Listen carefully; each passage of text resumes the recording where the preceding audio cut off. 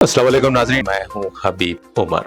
BBC की एक report के मुताबिक मुंबई के एक पुरहुजूम इलाके में एक सियासतदान के कत्ल ने पूरे मुल्क में हलचल मचा दी है। 66 साला जियाउद्दीन सिद्दीकी को उन्हीं की कार में उस वक्त गोली मार दी गई जब वो अपने बेटे के दफ्तर से बाहर निकल रहे थे। बाद में हॉस्पिटल में उनकी मौत वाक़ई हो जाती है। एक बाअसर सियासतदान के कत्ल के बाद सियासी इल्जाम तराशियों का सिलसिला शुरू हो जाता है। कत्ल का मकसद अभी तक वाज़ेह नहीं हो सका, लेकिन ये कत्ल 1990 की दहाई की वो यादें ताजा कर देता है जब मुंबई अंडरवर्ल्ड के जरिए सियासतदानों और फिल्मी सितारों को निशाना बनाया गया था। और इसी सिलसिले में पुलिस 3 अफराद को गिरफ्तार करती है और ये तीनों लॉरेंस बिश्नोई गैंग का हिस्सा होते हैं। कौन थे बाबा सिद्दीकी? सिद्दीकी का ताल्लुक बिहार से था जब वो 5 साल की उम्र में अपने वालिद के साथ मुंबई आ गए थे। 1980 में उन्होंने सियासी करियर का आगाज किया था। फिर वो कांग्रेस से एनसीपी में शामिल हो जाते हैं। अपनी सियासी सरगर्मियों के अलावा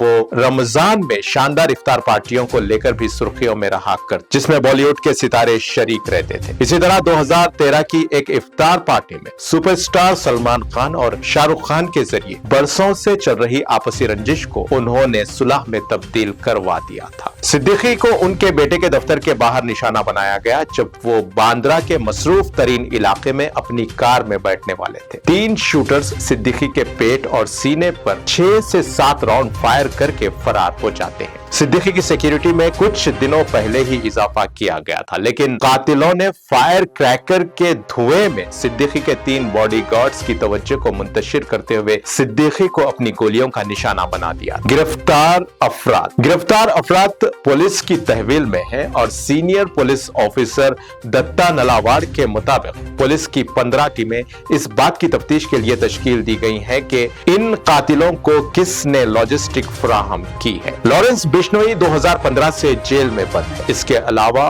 वो अक्सर सुर्खियों में भी रहता है। वो और उसके साथी अक्सर जेल से सोशल मीडिया पर उसकी तस्वीरें शेयर करते रहते हैं।